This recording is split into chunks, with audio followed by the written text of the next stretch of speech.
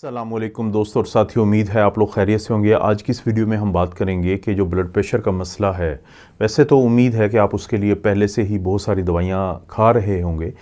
लेकिन बाज़ औक़ात दवाइयों के बावजूद या तो ब्लड प्रेशर कम नहीं होता या उस ब्लड प्रेशर को नॉर्मल रखने के लिए आपको बहुत ज़्यादा दवाइयाँ खानी पड़ती हैं। इसको हम पॉलीफार्मेसी कहते हैं कि जैसे कि मिसाल के तौर पे हमने ABCD ये 4 किस्म की दवाइयाँ होती हैं, उनको इकट्ठा करके हम देते हैं मरीज़ों को, तब कहीं जाके ब्लड प्रेशर जो है वो कंट्रोल में आता है। लेकिन मसला क्या होता है कि ये 4 किस्म की दवाइयाँ खाते हुए फिर इनके अपने कोई ना कोई साइड इफ़ेक्ट ऐसे होते हैं जो मरीज़ों को आना शुरू हो जाते हैं। तो बहुत सारे लोग ये चाहते हैं कि उनको कुछ ऐसा बताया जाए कि दवाई के साथ साथ अगर कुछ वो करने से उनका ब्लड प्रेशर कुदरती तौर पे नेचुरली कम हो जाए तो वो अपने डॉक्टर से बात करके इन दवाइयों को कम कर सकते हैं ताकि इनके साइड इफ़ेक्ट से बच सकें। इनमें से जो पहली एक ऐसी चीज़ है वो है कि डार्क चॉकलेट का इस्तेमाल। अगर आप रोज़ाना दिन में एक दफ़ा 30 ग्राम, ज़्यादा की ज़रूरत नहीं है क्योंकि उसका फ़ायदे से ज़्यादा नुकसान होने के डर होते हैं कि कैलोरीज़ तो होती हैं इनके अंदर, तो फ़ायदा उठाना है, आपने नुकसान की तरफ नहीं जाना। अगर आप एक दिन में 30 ग्राम जो है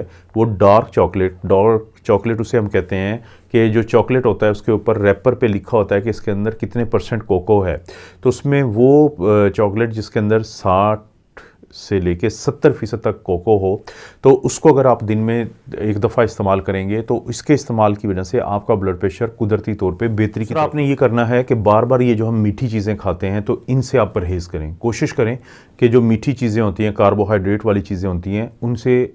आप दूर रहें। लेकिन बहुत सारे लोग ये कहते हैं कि अगर हम मिठाई नहीं खाते, अगर हम कोई इस तरह की चीज़ नहीं खाते जो बिस्किट्स वगैरह हैं या रिफाइंड शुगर वाली चीज़ें नहीं खाते हैं, तो हम तो गन्ने का जूस पी लेते हैं, शुगर केन जूस, हम तो माल्टे का जूस पी लेते हैं। देखिए दोस्तों, अगर आप बहुत ज़्यादा भी ये चीज़ें इस्तेमाल करते हैं जो कुदरती ज़राए से आती हैं, तो इनके अंदर भी जो शुगर होती है, आपका जिस्म जो है इस फ़र्क को महसूस नहीं करता कि आपने चीनी का चम्मच मुँह में डाला है या आपने 1 से ज़्यादा, 2 से ज़्यादा, 3 से ज़्यादा सेब खाए हैं तो वहाँ से शुगर आई है। सिर्फ आपकी आंतों में फ़र्क पड़ता है कि क्योंकि एक में फाइबर होता है और एक में नहीं होता, तो वो फाइबर वाला जो कार्बोहाइड्रेट है वो आहिस्ता आहिस्ता आपके खून का हिस्सा बनता है और जो बगैर कार्बोहाइड्रेट के है वो जल्दी बनता है। दोनों सूरतों में इंसुलिन खारिज होती है आपके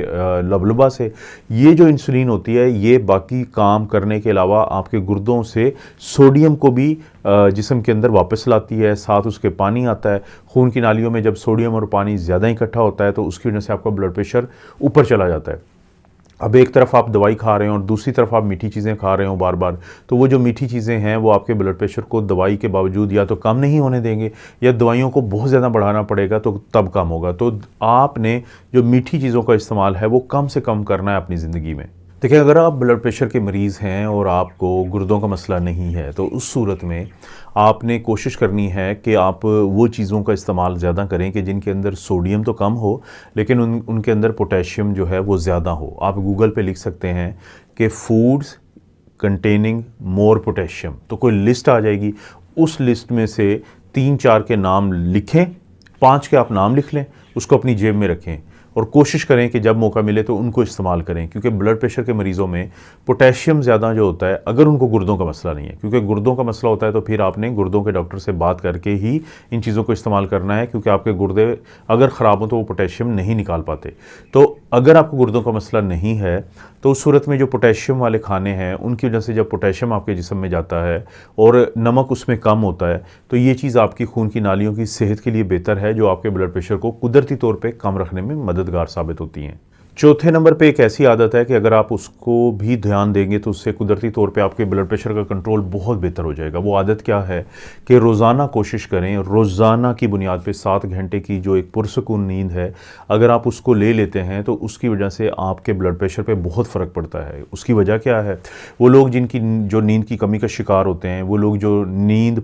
प्रॉपर नहीं ले पाते, तो उनके अंदर एक स्ट्रेस हार्मोन होता है जिसको हम कार्टिसोल कहते हैं, तो वो सारा दिन ज़्यादा रहता है। अब ये जो हार्मोन है इसका बुनियादी काम ये होता है हमारे जिस्म में कि ये ग्लूकोज के साथ साथ ब्लड प्रेशर को भी बढ़ा के रखता है। अब जब आपने दवाई खाई ब्लड प्रेशर को कम करने के लिए, लेकिन आपके जिस्म में मुसलसल एक हार्मोन ऐसा ज़्यादा है जो आपके ब्लड प्रेशर को ज़्यादा रखेगा, तो उससे फ़ायदा नहीं है। एक बहुत अच्छा तरीका ये है कि रात को जब आप सो जाते हैं तो अगले दिन उठने के बाद या उस पूरे हफ्ते की रिपोर्ट लें अपने घर वालों से, अपनी वाइफ से, अपने स्पाउस से, अपने हस्बैंड से कि आपकी रात की नींद की जो है वो कैसी रहती है। अगर तो वो कहते हैं कि आप सारी रात पुरसकून सोते हैं तो ये बड़ी अच्छी बात है। लेकिन अगर आपको बताया जाता है कि आप खराटे लेते हैं तो आप कोशिश करें अपने ENT के डॉक्टर को दिखाएं। अगर वो ये बताते हैं कि रात को आप बार बार उठते हैं और वॉशरूम जाते हैं तो जाहिर है वो आपको भी पता होता है, तो फिर अपने पानी पीने की तरतीब को उसी हवाले से तब्दील करें। अगर इसके बावजूद मसला हल नहीं होता तो अपने यूरोलॉजिस्ट के पास जाएं, क्योंकि ये छोटी छोटी चीज़ें होती हैं, लेकिन इनको अगर थोड़ा सा हम ध्यान दें और हमारी नींद बेहतर हो जाए तो ये एक अच्छी नींद आपके ब्लड प्रेशर के कंट्रोल को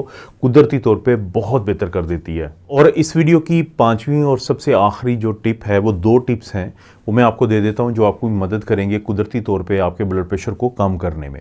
एक तो टिप ये है कि अगर किसी का ब्लड प्रेशर ज़्यादा हो तो वो बिल्कुल सादा पानी जो होता है उसके 2 गिलास पी लें।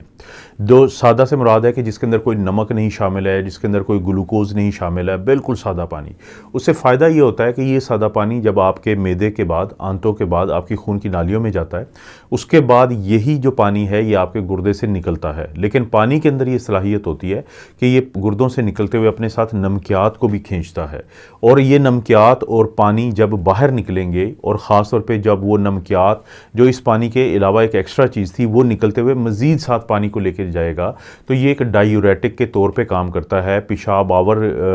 दवाई के तौर पे काम करता है। इसको हम ऑस्मेटिक डायूरेसिस कहते हैं कि जो इसके बहाव की वजह से यानी आपका जो खून की नालियों का दबाव है वो कम हो जाता है। तो एक तो ये आप कम कर सकते हैं। दूसरा तरीका ये है कि आप डीप ब्रीदिंग एक्सरसाइजेस करें उस वक्त जब आपको पता चलता है कि आपका ब्लड प्रेशर ज़्यादा है, और दिन में कोशिश करें कि जब आप रोज़ाना ये करेंगे एक्सरसाइजेस तो आहिस्ता आहिस्ता आपका ब्लड प्रेशर कम हो जाएगा। उसका तरीका ये होता है कि आपने 5 सेकंड के लिए गहरा सांस अंदर लेके जाना है, 1-2 सेकंड के लिए रोकना है और अगले 5 सेकंड में आहिस्ता आहिस्ता बाहर निकाल देना है। उसकी वजह ये होती है कि जो ये ब्रीदिंग एक्सरसाइजेज होती हैं तो स्ट्रेस और अंदर का जो स्ट्रेस, जो चाहे बाहर का स्ट्रेस ना हो, उसका साइकिल ब्रेक हो जाता है। खून की नालियाँ इस अमल से फैल जाती हैं। खून की नालियों के फैलने से ही ब्लड प्रेशर आपका नीचे आता है। खून की नालियों की तंगी की वजह से आप जहन में रखें कि आपको ब्लड प्रेशर बढ़ता है। तो दोस्तों ये वो 5 तरीके हैं कि जिनकी मदद से आप कुदरती तौर पर अपने बढ़े हुए ब्लड प्रेशर को नीचे ला सकते हैं, ताकि दवाइयाँ कम आपको इस्तेमाल करनी पड़े, क्योंकि जितनी दवाई आप कम इस्तेमाल करेंगे उतना ज़्यादा चांसेस हैं कि इनके साइड इफ़ेक्ट आपको कम सामना करना पड़ेगा। आपको पता है कि मेरे 3 चैनल्स हैं। इस चैनल के अलावा जो डॉक्टर अफजल कार्डियोलॉजी ऑफिशियल और doctor Afzal critical care medicine है, तो आप तीनों चैनल्स को सब्सक्राइब करें, वीडियोस को देखें, जो अच्छी लगती हैं उनको लाइक भी करें और अपने दोस्तों रिश्तेदारों से शेयर करें। नीचे एक ऑप्शन है शेयर का, तो उसके ज़रिए आप अपना और अपनी फैमिली का ख्याल रखें। अल्लाह ताला आपको और आपकी फैमिली को हर किस्म की बुराई, बीमारी और आजमाइशें महफूज रखें।